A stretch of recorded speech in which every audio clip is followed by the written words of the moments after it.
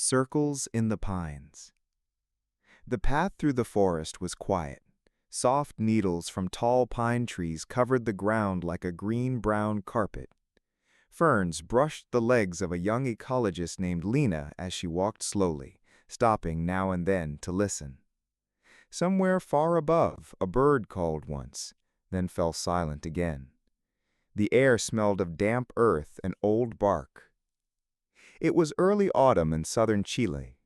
The sun was low but warm, slipping through the trees in golden patches. Lena had come alone. Her work often took her into deep places, places where the land was still learning to speak to people again. She had followed no real map, just a note passed to her by another researcher at a university cafe in Valdivia. There's something strange near the old forest trail in Nahuel Buta. Trees in rings, not planted, not logged, just growing, too perfectly. She hadn't believed it.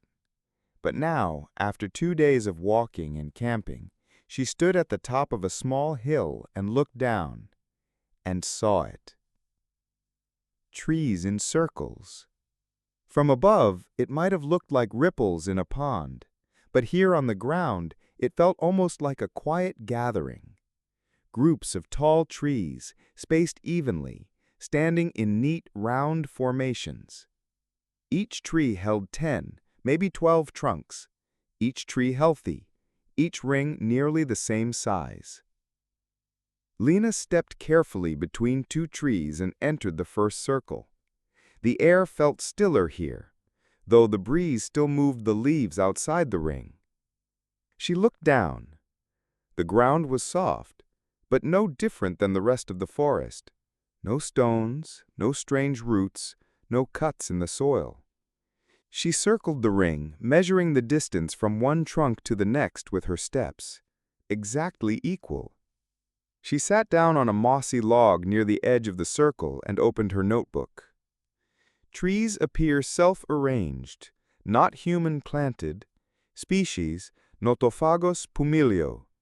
No signs of disturbance or historical farming. Spacing, mathematically even. She paused, listened. Nothing but wind. Something in the order of the trees unsettled her, not in a frightening way, but in a quiet, thoughtful way. Forests were usually messy, beautiful, but wild. This was not wild. This was patient, like something had shaped it over many, many years. She ran her hand over the bark of the closest tree. Smooth, cool, nothing unusual. She looked up at the branches rising like arms toward the sky. Back in her tent that night, Lena couldn't sleep. The circles stayed in her mind, not a mystery to be solved quickly, but a whisper from the forest itself. She knew then she would stay longer. She would listen carefully. The botanist who stayed. The village of Piedra Azul sat quietly at the foot of the Nahuel Buta range. Red-tiled roofs, wood smoke in the air. Dogs sleeping under trucks. Life here moved at the pace of weather and earth. The mountains guarded the town like old friends who didn't speak much, but were always there. Rafael Ortega hadn't planned to return. He left years ago, chasing science in cities, Valdivia, then Santiago, and later a research post in Canada. But something about Lena's message had pulled him back. A short note, just a few lines. Circles in the forest, pines growing too perfectly, reminded me of your grandfather's stories. Now Rafael sat on the porch where his grandfather once sharpened tools and peeled apples with a steady hand. The wind smelled the same, pine, ash, and something green just under the surface. The forest had not changed, but Rafael had. He packed his old field bag and hiked the trail the next morning. Lena met him near the second circle. She looked tired but curious. Her notebook was filled with sketches, soil pH readings, tree core samples. She had mapped 7 full circles already. "This one's even older," she said, leading him to a formation partly hidden by younger growth. "The trunks are wider, at least 70 years, maybe more." Raphael stood at the center of the ring and turned slowly. It was like standing inside a clock. The trees formed a nearly perfect shape, each one equal distance from the center, each reaching upward with the same quiet strength. "I used to play near something like this when I was a boy," he said softly. "My grandfather said the trees were listening." Lena raised an eyebrow. "To what?" He shook his head. "He never said, just that they knew when to grow and where." That day they began working together. They measured light levels, recorded tree diameters, collected leaf samples. They marked each circle with colored flags and placed small listening devices in the soil to catch vibrations. "What are we listening for?" Lena asked. Raphael shrugged. "Movement? Pressure? Maybe patterns. Trees talk through their roots, remember?" She nodded. "But do they agree to grow in circles?" That night, Raphael looked through old books in his grandfather's house. Notes written in pencil on the edges of pages. Sketches of tree rings, spirals, weather maps. One line caught his eye. "Where the earth breathes slowest, the trees find their rhythm." He copied it into his notebook. The next day they found a new circle, smaller than the rest, hidden beneath a thicket of fallen branches. In the center, a hollow space, clear of plants, soft with moss, a perfect circle. Raphael handed across the moss. Beneath it, he felt a faint warmth. The ground somehow was breathing. Beneath the surface. The next morning, Raphael arrived before Lena. He sat at the edge of the smallest circle, watching the light move between the trees. A thin fog hugged the forest floor, curling around trunks like smoke. The hollow center of the circle was covered in dew. He brushed it aside with care and touched the moss again, still warm. When Lena arrived, she brought a hand auger, a tool for sampling soil. "Let's see what's underneath," she said, kneeling beside him. "Maybe it's volcanic, or something is decaying below." They took turns turning the auger, drilling gently into the earth. At 30 centimeters, the soil was dark and loose. At 60, it changed, lighter, dry. At 90, the metal hit something. Lena leaned closer. "Rock?" Raphael cleared the hole with a narrow trowel. He felt the edge of something smooth, not stone, not root. It was layered, fibrous. "Wood," he whispered. "Old, compressed." They extracted a piece carefully. It was hard and dark, like ancient tree bark, flattened over time. But it didn't match any surface trees. "Could this be a buried root system?" Lena asked. Raphael nodded slowly. "Maybe. Or maybe it's a network." Over the next week, they dug shallow test pits at the edge of each circle. In every case, they found the same thing, a layer of tightly woven aged wood just under the surface, forming a ring that mirrored the one above.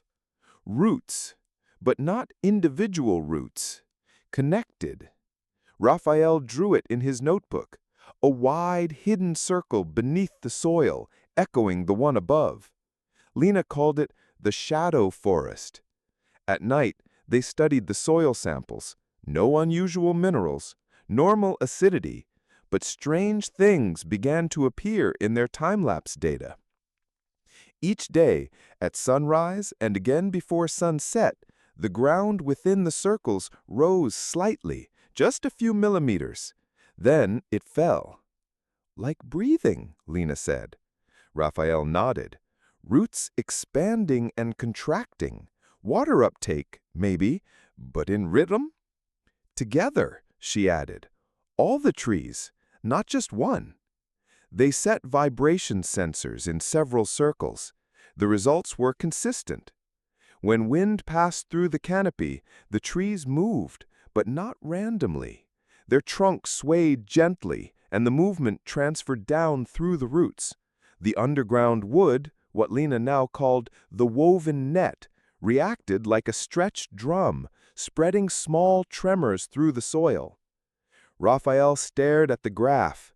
It's like a signal, a pulse. Lena looked up. But who's it for?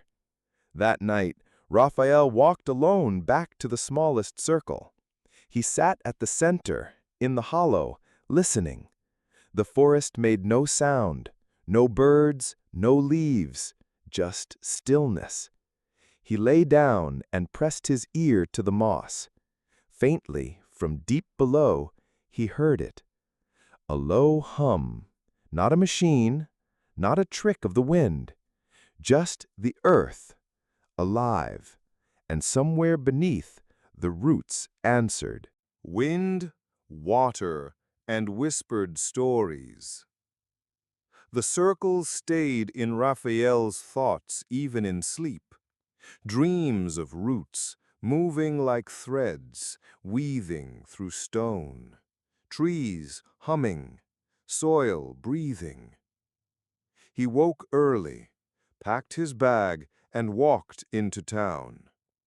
The village library was small, tucked behind the old church, but it had what he needed: weather records, local history books, and a dusty shelf marked Mapuche Traditions. He read for hours. Old accounts spoke of forests that moved like rivers, not fast, but over time. Trees that bent in certain ways to follow light or wind. A pattern of growth that flowed, paused, and shifted again over generations. One story stood out. In the quiet hills of Naulbueta, the tree families gather in circles. They speak beneath the earth. They choose where to rise. The ground is their mirror. The phrase, tree families, stayed with him. Back at the forest, Raphael and Lena dug deeper into both soil and story. They checked rainfall records from the past 50 years. In every case, the circles had formed in areas with steady but slightly lower moisture, enough to grow, but not enough to spread wildly. Wind data revealed another pattern. The circles often faced the same direction, the open side pointing northeast, toward the rising sun and the path of prevailing winds. These aren't just random, Lena said. They're aligned. But aligned with what? Raphael asked. She pointed toward the treetops. Maybe not what, but how. That evening, they sat with an elder named Don Mateo, a Mapuche woodworker who lived just outside the village. He remembered Raphael's grandfather and welcomed them with tea and slow conversation.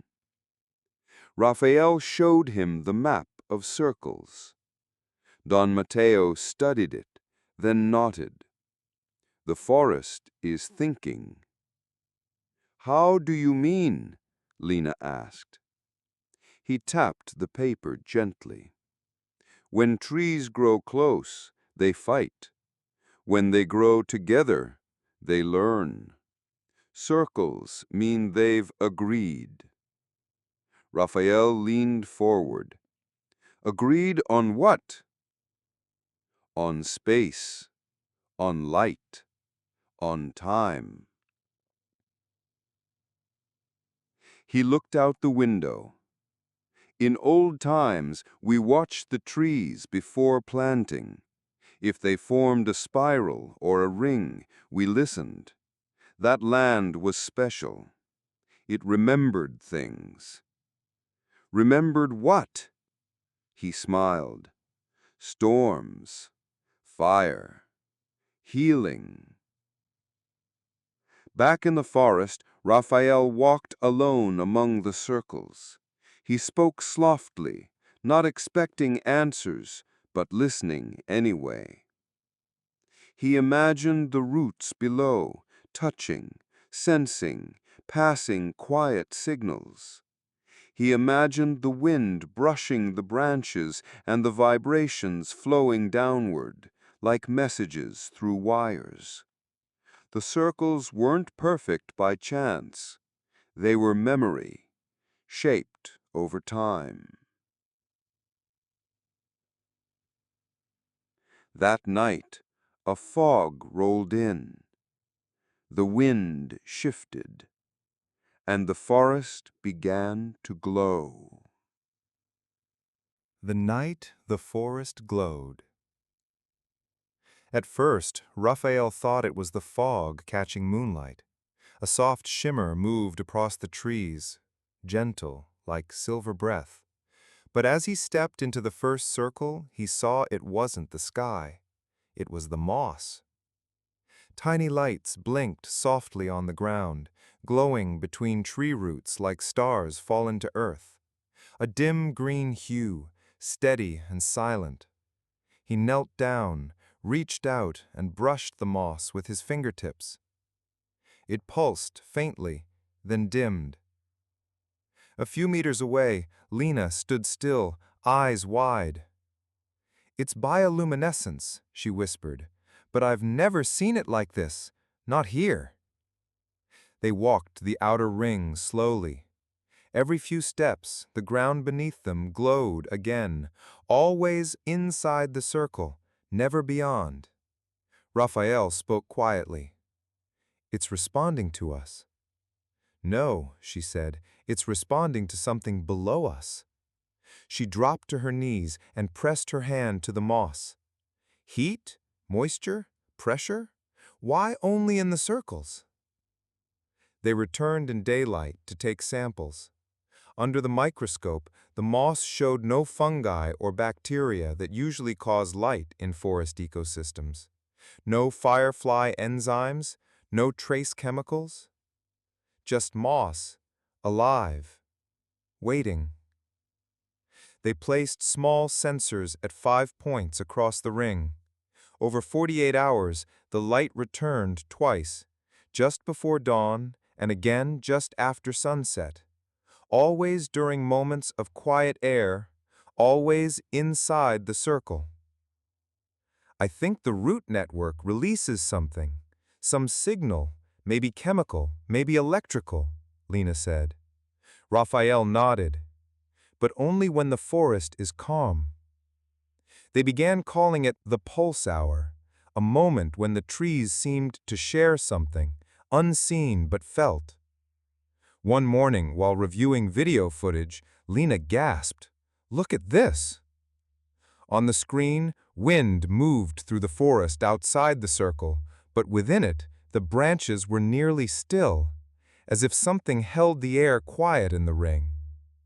Raphael rewound the clip. It happened again and again. Wind outside, stillness inside. He remembered what Don Mateo had said, "The forest is thinking." He began to believe it. That evening, Raphael lay down in the center of the smallest circle. The moss was soft against his back. Above, the branches formed a quiet dome. He closed his eyes. He didn't sleep. He listened. To the ground's faint warmth, to the slow rhythm of roots, to the breath of the forest. When he opened his eyes, the stars had appeared, not just in the sky, but around him, on the moss, blinking in slow, steady time. The circle was alive, not in the way animals are, not in the way people are, but in its own way, patient, silent, old. A system that remembered storms, that shared water, that hummed softly only when the world was still enough to hear. He sat up slowly. The forest did not speak, but it did not need to. It had already said everything. A pattern older than memory. The following week, Raphael and Lena stopped measuring, not because they had given up, but because something had shifted in their thinking. They had enough data, enough graphs, maps, and samples, enough recordings of moss pulses and root vibrations.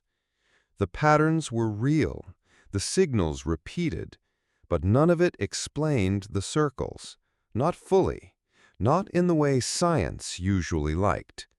Instead, they spent time inside the rings, sitting, listening, observing the way wind paused before entering, noticing how birds only landed on the outer trees, never within, watching how dew gathered faster inside the circle than outside, like the ground drank differently. The forest was teaching, slowly, without words. Raphael returned to Don Mateo carrying a printed photo of the smallest glowing ring. The old man nodded. "Do you see now?" he asked. Raphael answered, "I don't know if I see, but I'm beginning to understand." Don Mateo handed him a smooth stone from a bowl by the window. It was perfectly round. "Some things grow in circles because that is how the earth breathes." "And when it stops breathing?" The old man looked out at the forest. "Then it forgets." Back at the site, Raphael stood quietly at the largest circle, tracing its edge with his boots. He remembered a question Lena once asked. Who is the signal for? Now he thought he knew. It wasn't for anyone. It was between the trees, a quiet language passed from root to root, not to explain, not to alert, but simply to be, a form of memory, a form of trust, a way to remain connected even in stillness. That afternoon they packed their things. Rain was coming. The forest would be closed for the season. Before they left, Lena placed a small marker near the first ring, a stone with a circle carved into its surface. "No label," she said, "just a reminder." They walked back to the trailhead together. The air was heavy with mist. Neither of them spoke much. As they crossed the ridge, Lena paused and turned. From that height, they could see parts of the valley, and there, through gaps in the canopy, the circles revealed themselves, one after another, like echoes made of trees, perfect rings nestled into the forest, a hidden geometry too large to notice from the ground, too gentle to disturb. It looked not like a secret, but like a song, slow, low, patient. Raphael took a deep breath. In a notebook full of data, theories, and observations, he wrote one last sentence. "This forest grows in memory, not in mystery. And memory, like trees, needs time and space to take root." The wind stirred the leaves one final time as they walked away.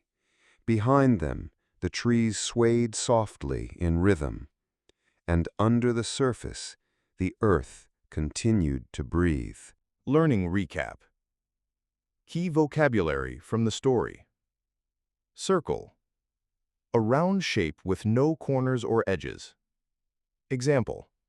The trees formed perfect circles in the forest.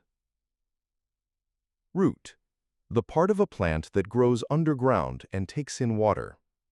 Example, the roots of the trees were connected beneath the soil. Vibration, a small, quick movement back and forth. Example, they placed sensors to detect vibrations in the ground. Pulse, a repeated beat or signal. Example, the forest seemed to have a quiet pulse at dawn and sunset. Breathe, to move air in and out or to move gently like breathing. Example, the ground rose and fell as if it were breathing. Glow, to shine softly without flames or heat. Example, at night the moss began to glow with a dim green light. Pattern, something that happens again and again in a regular way. Example, they noticed a pattern in how the trees grew in rings.